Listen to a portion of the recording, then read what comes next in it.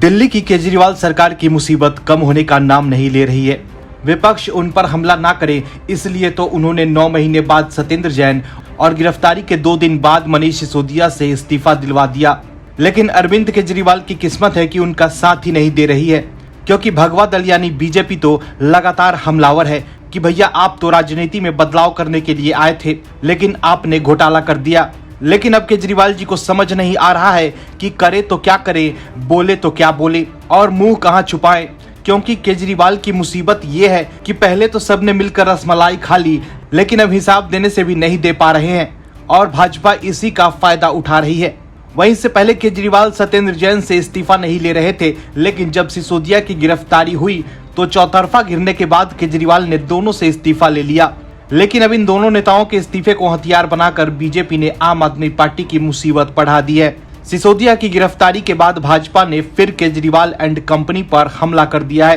क्या कहा है भाजपा ने हमलावर होते हुए केजरीवाल एंड कंपनी पर, आपको बताते हैं। सिसोदिया और सत्येंद्र जैन की ओर से इस्तीफा दिए जाने के बाद बीजेपी ने अब मुख्यमंत्री अरविंद केजरीवाल और उनके एक और मंत्री कैलाश गहलोत से इस्तीफे की मांग की है। भगवा पार्टी का कहना है कि शराब घोटाले में इन दोनों की भी भूमिका है। वहीं पार्टी ने सिसोदिया के इस्तीफे पर तारीख नहीं होने को लेकर भी सवाल किए। बीजेपी के राष्ट्रीय प्रवक्ता गौरव भाटिया ने कहा कि प्यादे मनीष सिसोदिया और सत्येंद्र जैन से तो इस्तीफा ले लिया, लेकिन जिसने घोटाला करवाया, जिसके निर्देश पर घोटाला हुआ और जिसने घोटाले की रचना की, अरविंद केजरीवाल, आप इस्तीफा कब देंगे? बीजेपी प्रवक्ता गौरव भाटिया ने कहा कि 5 फरवरी 2021 को एक कैबिनेट बैठक हुई थी, जिसकी अध्यक्षता खुद अरविंद केजरीवाल ने की थी। इसमें फैसला लिया गया था कि मंत्री समूह एक्सपर्ट कमेटी की रिपोर्ट का अध्ययन करेगा और सुझाव देगा। उन्होंने कहा कि इसमें 3 मंत्रियों को नामित किया गया, मनीष सिसोदिया, सत्येंद्र जैन और कैलाश गहलोत।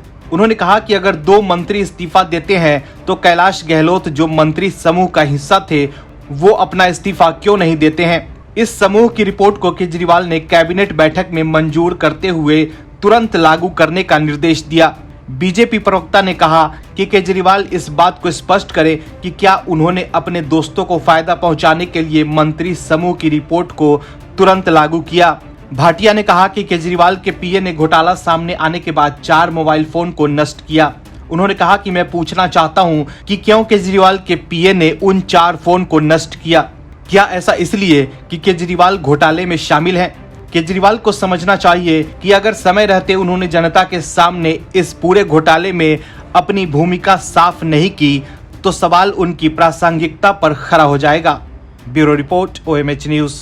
और भी वीडियोस देखने के लिए चैनल को सब्सक्राइब करें और बेल आइकन को दबाएं।